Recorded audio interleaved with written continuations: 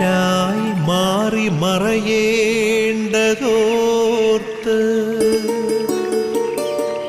ചന്ദ്രനക്ഷത്രാദികൾ വിതുമ്പുമ്പോൾ മാറ്റമില്ലാതെങ്ങും വിരാജിക്കും ദൈവമേ, അങ്ങയെ വാഴ്ത്തുന്നു ഞങ്ങൾ. ഉദിച്ചെങ്ങും പ്രഭതൂകും പാരിലെ സൂര്യരശ്മിയേക്കാൾ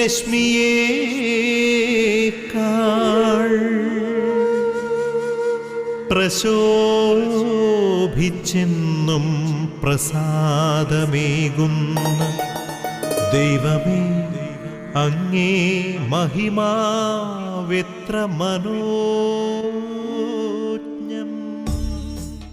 ഈശോയില് എത്രയും സ്നേഹമുള്ളവരെ, നിങ്ങളെല്ലാവരെയും പ്രഭാത വിരുന്നിലേക്ക് സന്തോഷത്തോടുകൂടെ സ്വാഗതം ചെയ്യുകയാണ്.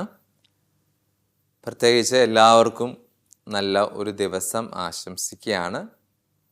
വചനം കൂടുതൽ ആഴത്തിൽ അറിഞ്ഞ് അത് മനസ്സിലാക്കി അത് ഇന്നേ ദിവസം നമ്മുടെ ജീവിതത്തിൽ പ്രാവർത്തികമാക്കി മുന്നോട്ട് പോകാൻ ഈശോ നമ്മളെല്ലാവരെയും അനുഗ്രഹിക്കട്ടെ.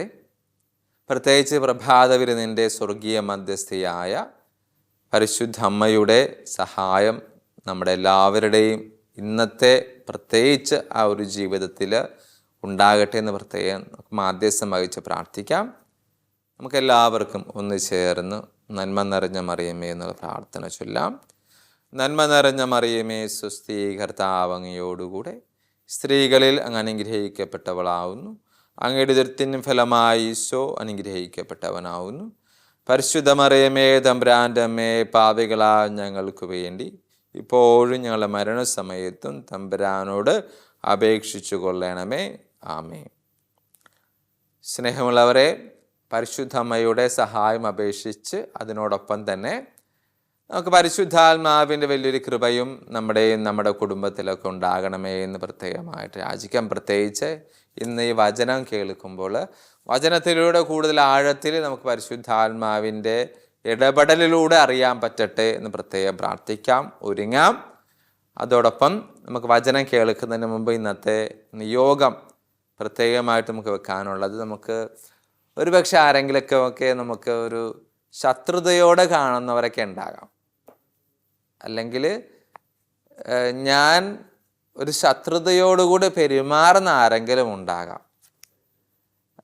അവരെയൊക്കെ ഒന്ന് ചിന്തയിലേക്ക് കൊണ്ടുവരും. പക്ഷെ നമ്മുടെ ഈഗോ നമ്മളെ അവർക്ക് മാപ്പ് കൊടുക്കാനൊക്കെ ഒന്നും സമ്മതിക്കുന്നില്ലായിരിക്കാം. എങ്കിൽ പോലും വെറുതെ നമ്മുടെ മനസ്സിലേക്ക് ഒന്ന് കൊണ്ടുവരാം, അവരെയൊക്കെ ഒന്ന് ഓർക്കാം.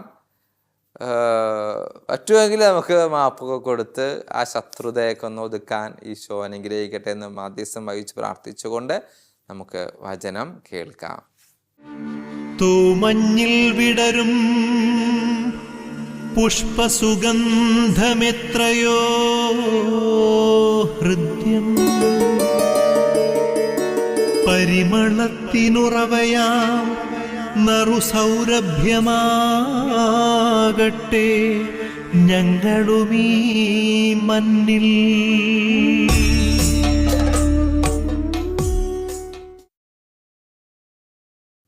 പ്രിയമുള്ളവരെ, നമ്മൾ തിരഞ്ഞെടുത്തിരിക്കുന്ന വചനഭാഗം ലൂക്കായുടെ സുവിശേഷം 17-ാം അധ്യായത്തിലെ 20ഉം 21ഉം വാക്യങ്ങളാണ്. വചനങ്ങൾ നമ്മളിങ്ങനെയാണ് വായിക്കുന്നത്. ദൈവരാജ്യം എപ്പോഴാണ് വരുന്നത് എന്ന് ഫരിസേയർ ചോദിച്ചതിന് അവൻ മറുപടി പറഞ്ഞു, പ്രത്യക്ഷമായ അടയാളങ്ങളോടുകൂടെയല്ല ദൈവരാജ്യം വരുന്നത്. ഇതാ ഇവിടെ, അതാ അവിടെ എന്ന് ആരും പറയുകയുമില്ല. എന്തെന്നാൽ ദൈവരാജ്യം നിങ്ങളുടെ ഇടയിൽ തന്നെയുണ്ട്. അവൻ ശിഷ്യരോട് പറഞ്ഞു, മനുഷ്യപുത്രൻ്റെ ദിവസങ്ങളിലാണ് കാണാൻ നിങ്ങൾ ആഗ്രഹിക്കുന്ന സമയം വരും. എന്നാൽ നിങ്ങൾ കാണുകയില്ല. ഈശോയിൽ പ്രിയമുള്ളവരെ, നമ്മൾ ഈ ഒരു വചനം വായിച്ച് ഇത് ധ്യാനിക്കുമ്പോൾ, ചിന്തിക്കുമ്പോൾ ഒരു പ്രത്യേകമായിട്ടുള്ള ഒരു ചോദ്യം കുറച്ച് നാൾ മുമ്പ് വേറെ ഒരു വചനം വായിക്കാനിടയായപ്പോൾ ഉണ്ടായ ഒരു ചിന്ത, അത് വളരെ ഷോർട്ടായിട്ടുള്ളൊരു ചോദ്യമാണ്. Are you heaven or are you hell? അതൊരു വളരെ ഒരുപക്ഷെ കോംപ്ലിക്കേറ്റഡ് ആയിട്ടുള്ള ഒരു കൺഫ്യൂഷൻ ഉണ്ടാക്കുന്ന ഒരു ചോദ്യമാണ്.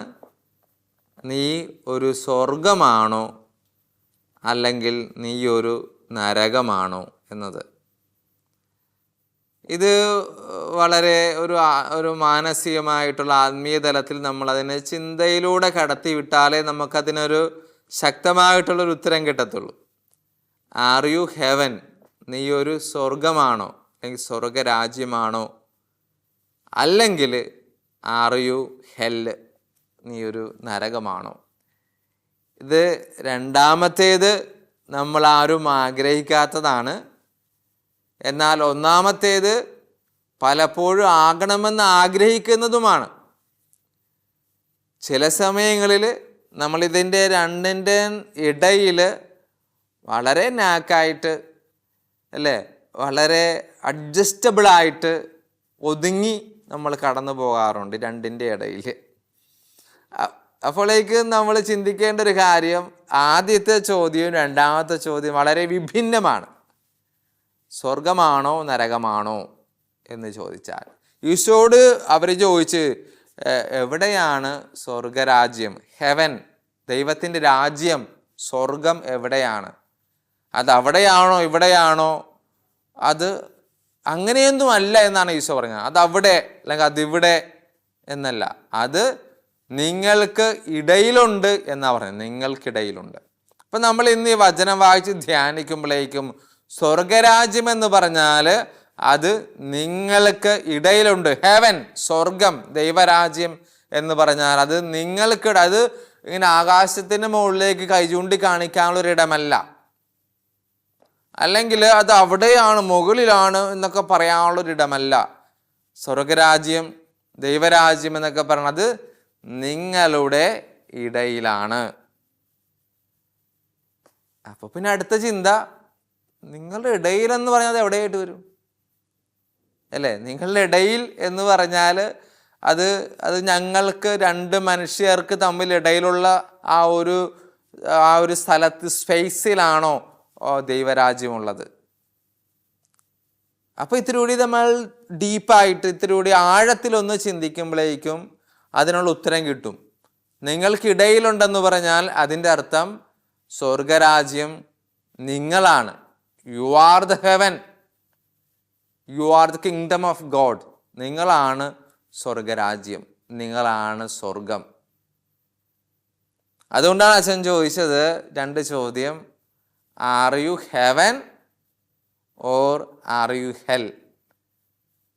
ഈ സ്വർഗരാജ്യം എന്ന് പറഞ്ഞ് നിങ്ങളാണെന്നുണ്ടെങ്കിൽ നിങ്ങൾ സ്വർഗമാണോ നിങ്ങൾ നരകമാണോ എന്നുള്ള വലിയൊരു ചോദ്യം ചോദിച്ചാൽ നമുക്ക് എന്ത് ഉത്തരം പറയാൻ പറ്റും?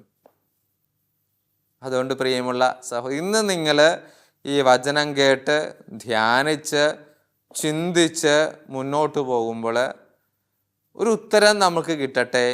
നമ്മൾ സ്വർഗമാണോ നരകമാണോ എന്ന് ചോദിച്ചാൽ ഒരു ഉത്തരം നല്ലതല്ല, ഒരു ഉത്തരം കിട്ടുന്നത്, അല്ലേ? ദൈവം നമ്മളെ സൃഷ്ടിച്ച് ഭൂമിയിലേക്ക് വിട്ടിരിക്കുന്നത്, അല്ലെങ്കിൽ ദൈവം എന്നെ സൃഷ്ടിച്ച് ഭൂമിയിലേക്ക് വിട്ടിരിക്കുന്നത് എനിക്ക് വേണ്ടി മാത്രമല്ല. ഞാനൊരു അച്ഛനായിരിക്കുന്നത്, പുരോഹിതനായിരിക്കുന്നത് അത് എനിക്ക് വേണ്ടി മാത്രമല്ല, അത് മറ്റുള്ളവർക്ക് വേണ്ടി കൂടിയാണ് എന്ന് ചിന്തിച്ച് അറിഞ്ഞ് ഈശോയുടെ തിരുഹിതം ഞാൻ എൻ്റെ ജീവിതത്തിലൂടെ മറ്റുള്ളവർക്ക് വേണ്ടി എപ്പോഴാണോ പ്രവർത്തിക്കുന്നത് അപ്പോഴാണ് ഞാനൊരു സ്വർഗമായിട്ട് തീരുന്നത്. അല്ലാത്ത പക്ഷം എൻ്റെ ജീവിതം ദൈവം തമ്പുരാൻ എനിക്ക് തന്നത് ഞാനത് ചുരുക്കി ചുരുക്കി ചുരുക്കി എനിക്ക് വേണ്ടി മാത്രമായിട്ട് ഞാൻ ജീവിക്കുമ്പോൾ അതൊരു നരകമായിട്ട് മാറും. കാരണം ദൈവം അതല്ല ആഗ്രഹിക്കുന്നത്. എൻ്റെ പ്രിയമുള്ളവരെ, പ്രകൃതി പോലും പഠിപ്പിക്കുന്നത് അതല്ലേ. പ്രകൃതി, നിങ്ങൾ പ്രകൃതിയിലെ ഏതെങ്കിലും ഒരു ജീവജാലത്തെ എടുത്തോ, അതുങ്ങൾക്ക് വേണ്ടി മാത്രം ജീവിക്കുന്നതായിട്ട് നമ്മൾ കണ്ടിട്ടുണ്ടോ? പ്രകൃതിയിൽ നിന്ന് എടുത്തു നോക്കിക്കേ അല്ലേ. സൂര്യൻ, ചന്ദ്രൻ, പുഴകള്, മരങ്ങള് എല്ലാം ഒന്ന് എടുത്ത് പഠിച്ചു നോക്കിക്കേ. വൃക്ഷലതാദികള്, ഫലങ്ങള്, ഫ്രൂട്ട്സ്, പൂക്കള് അല്ലേ, എല്ലാം എടുത്തു നോക്കിക്കേ. അതുങ്ങൾക്ക് വേണ്ടി മാത്രം ജീവിച്ചിരുന്നെങ്കിൽ നമ്മളുണ്ടായില്ല, നമ്മൾ മനുഷ്യരുണ്ടായില്ല അല്ലേ. പണ്ടൊരു സ്ഥലത്ത് വായിക്കാനിടയായത് നമ്മളുടെ തേനീച്ചകളില്ലേ, തേനീച്ചകൾ അതുങ്ങളുടെ ദൗത്യം അതുങ്ങൾ നിർത്തിയിരുന്നെങ്കിൽ മനുഷ്യരുണ്ടായില്ല എന്നതാണ്. മനുഷ്യരാശി ഉണ്ടായില്ല. അപ്പോൾ അതിൻ്റെ പ്രിയമുള്ള മനുഷ്യരായ നമ്മൾ പലരെ ആശ്രയിച്ച്, പല ജീവജാലങ്ങളെയും ആശ്രയിച്ചാണ് ജീവിക്കുന്നത്. അപ്പോൾ ഞാനൊരു സ്വർഗമാകേണ്ടവനാണ്. ദൈവം എന്നെ സൃഷ്ടിച്ച് വിട്ടിരിക്കുന്നത് എനിക്ക് വേണ്ടി മാത്രമല്ല, എൻ്റെ കൂടെയുള്ള എല്ലാവർക്കും വേണ്ടി കൂടിയാണ്. ഒരു കുടുംബനാഥനാണെങ്കിൽ ആ കുടുംബനാഥൻ കുടുംബത്തിന് വേണ്ടി ജീവിക്കേണ്ടവനാണ്.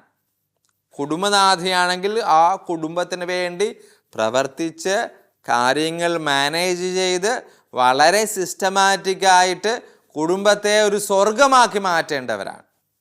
അപ്പോൾ നിങ്ങൾ സ്വർഗമാണോ നരകമാണോ എന്ന് ചോദിച്ചാൽ നമുക്കൊരു ഉത്തരം വേണം. നമ്മളുടെ വിശുദ്ധ ഗ്രന്ഥത്തിൽ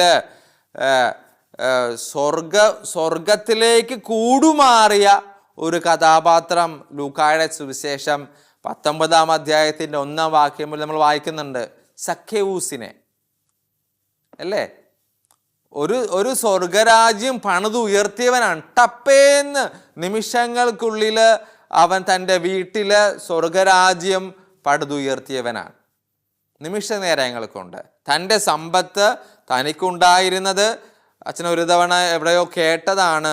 ബൈബിൾ പണ്ഡിതന്മാരെന്തോ വ്യാഖ്യാനം നൽകിയപ്പോൾ പറഞ്ഞതാണ്, തീർച്ചയായിട്ടും സഖ്യവൂസിന് തൻ്റെ സ്വത്തിൻ്റെ പകുതി കൊടുക്കുന്നു, 4 ഇരട്ടി ആയിട്ട് ആരുടെയെങ്കിലും നിന്ന് വഞ്ചിച്ചിട്ടുണ്ടെങ്കിൽ അതും കൊടുക്കുന്നു അല്ലേ. അപ്പോഴേക്കും സഖ്യവൂസ് നഷ്ട കച്ചവടത്തിലേക്ക് പോയെന്നാ പറയുക.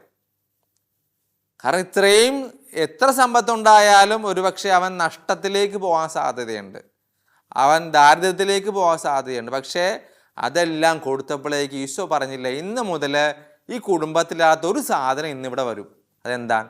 രക്ഷ, കർത്താവിൻ്റെ രക്ഷ, സ്വർഗം. അപ്പോൾ പണം വാരി വിതറി സ്വർഗത്തെ സമ്പാദിച്ചവനാണ് സഖ്യവൂസ്. തൻ്റെ പെട്ടിയിലിരിക്കുന്ന, അലമാരയിലിരിക്കുന്ന നാണയത്തൊട്ടുകൾ അത് എനിക്ക് വേണ്ടിയല്ല മറ്റുള്ളവർക്ക് വേണ്ടി കൂടിയാണെന്ന് ചിന്തിച്ച് സ്വർഗത്തെ കരസ്ഥമാക്കിയവനാണ് സഖ്യവൂസ്. വേറൊരാളുണ്ട്, കണക്ക് പറഞ്ഞ് പണം മേടിച്ച് സ്വർഗത്തെ നഷ്ടപ്പെടുത്തിയ വേറൊരാളുണ്ട്. നമ്മൾ ബൈബിളിൽ കാണുന്നുണ്ട്.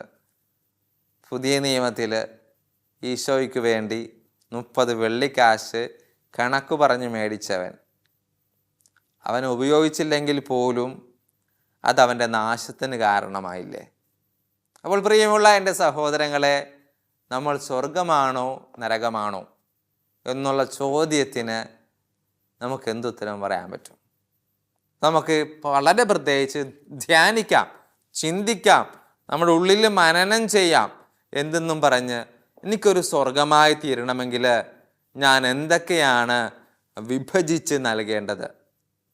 ഞാൻ എൻ്റെ കുടുംബത്തിന്, എൻ്റെ ജോലി സ്ഥലത്ത്, ഞാൻ ആയിരിക്കുന്നിടങ്ങളിൽ, ഒരു യാത്രയിൽ ഞാൻ എൻ്റെ കൂടെയുള്ളവർക്ക് സ്വർഗമാകണമെന്നുണ്ടെങ്കിൽ ഞാൻ എന്താണ് ചെയ്യേണ്ടത്? അത് ഒരു പേപ്പറിൽ എഴുതി പഠിച്ച് അങ്ങനെയൊന്നും വേണ്ടല്ലോ. നമ്മളെ സാധാരണ ചിന്തയിൽ ഈശോ വെളിപ്പെടുത്തി തരുന്ന കുറേ കാര്യങ്ങളുണ്ട്. അത് ചെയ്താൽ മതി. ഐ വിൽ ബി ഹെവൻ, ഞാൻ ഒരു സ്വർഗമാവും, അല്ലേ? അതിന് ഈശോ നമ്മളെല്ലാവരെയും സഹായിക്കട്ടെ എന്ന് പ്രാർത്ഥിച്ചുകൊണ്ട് നമുക്കൊന്ന് ചേർന്ന് അവിടത്തോട് യാചിക്കാം. ആബാ പിതാവേ, സ്നേഹാഗ്നിയാൽ ജ്വലിക്കട്ടെ മക്കളാ ഞങ്ങളെല്ലാം.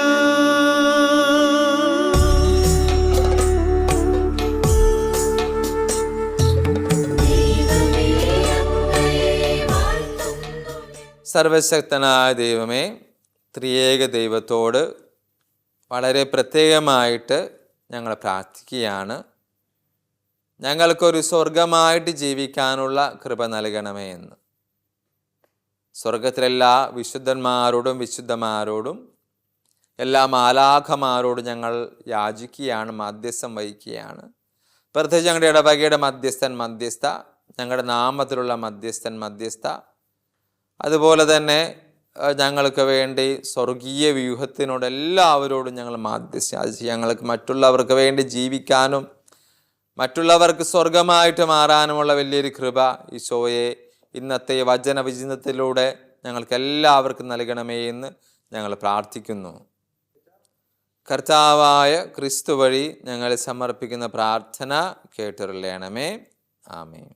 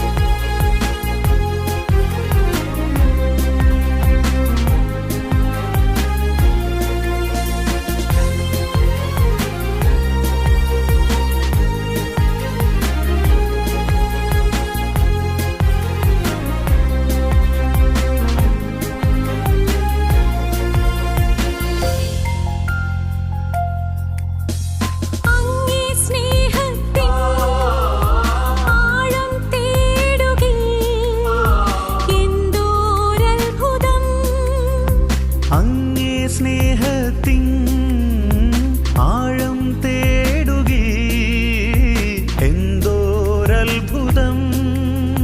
ക്രൂശുയാഗം മനതാരിൽ പകരുന്നു ജ്ഞാനം. അങ്ങേ ഹിതം പുൽകുന്നു ഞങ്ങൾ, അങ്ങേ ഹിതം പുൽകുന്നു. ദൈവസ്നേഹമെന്നുമെന്നും അനുഗ്രഹമാ.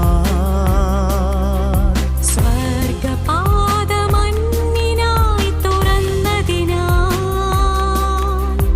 നിൻ കൂടെ പോരുന്നിതാ ഞങ്ങൾ, നിൻ കൂടെ പോരുന്നിതാ, നിൻ കൂടെ പോരുന്നിതാ ഞങ്ങൾ, നിൻ കൂടെ പോരുന്നിതാ. മിന്നൽ ചിറകുമായി അലയാഴികൾക്കുമേൽ പറന്നു പറന്നു പറന്നു പോയിടാ. അടയാളങ്ങളായി ഇനി ലോകാതിർത്തികൾ കടന്നു കടന്നു കടന്നു പാറിടാം. തിരുവചനത്തിൻ സാക്ഷികളാകാൻ ഉണർന്നെണീറ്റിടാം. ആത്മാവിൻ നവശക്തി ധരിക്കാൻ വചനം ധ്യാനിക്കാം. വചനത്തീ മഴ പെയ്യട്ടെ, ആത്മാവിൻ കനലെരിയട്ടെ.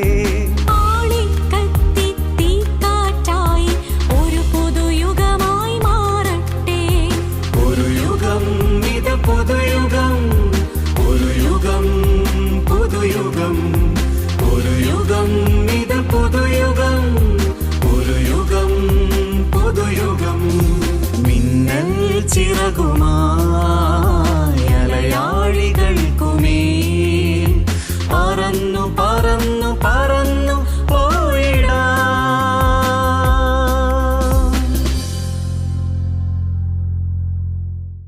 സ്നേഹമുള്ളവരെ, നമുക്കൊന്നു ചേർന്ന് കർത്താവിൻ്റെ ആശീർവാദം സ്വീകരിക്കാം. പരിശുദ്ധ പിതാവിനോടും എല്ലാ കാർഡിനാൾമാർ, മെത്രാന്മാർ, വൈദികർ, സന്യാസിമാരോടും ചേർന്ന് ആശീർവാദം സ്വീകരിക്കുമ്പോൾ ഈശോ സമൃദ്ധമായിട്ട് ഇന്നത്തെ ദിവസത്തിൽ നമ്മുടെ എല്ലാ പ്രവർത്തനം ഉണ്ടാകട്ടെ എന്ന് പ്രാർത്ഥിച്ചുകൊണ്ട് ആശീർവാദം സ്വീകരിക്കാം. കർത്താവ് നിങ്ങളോടുകൂടെ, അങ്ങേ ആത്മാവോടും കൂടെ സർവശക്തനായ ദൈവം പിതാവും പുത്രനും പരിശുദ്ധാത്മാവും നിങ്ങളെ അനുഗ്രഹിക്കുമാറാകട്ടെ. ആമേൻ. സ്നേഹമുള്ളവരെ, നമുക്ക് പരസ്പരം പ്രാർത്ഥനയിൽ ബലപ്പെട്ട് ശക്തിപ്പെട്ടുകൊണ്ട് മുന്നോട്ട് പോകാൻ ജപമാല കൂടാരത്തിൽ പ്രത്യേകിച്ച് നമുക്ക് വേണ്ടി പ്രാർത്ഥിക്കുന്ന അനവധി പേരുണ്ട്. നമുക്കും പരസ്പരം പ്രാർത്ഥിക്കാം. ഈ ഒരു ഗുഡ്നസ് TV-യിലൂടെ കൂടുതൽ പ്രാർത്ഥന ബലപ്പെട്ട് മുന്നോട്ട് പോകാൻ സർവശക്തനായ നമ്മളെല്ലാവരെയും അനുഗ്രഹിക്കട്ടെ. എല്ലാവർക്കും നല്ലൊരു ദിവസം ആശംസിക്കുന്നു.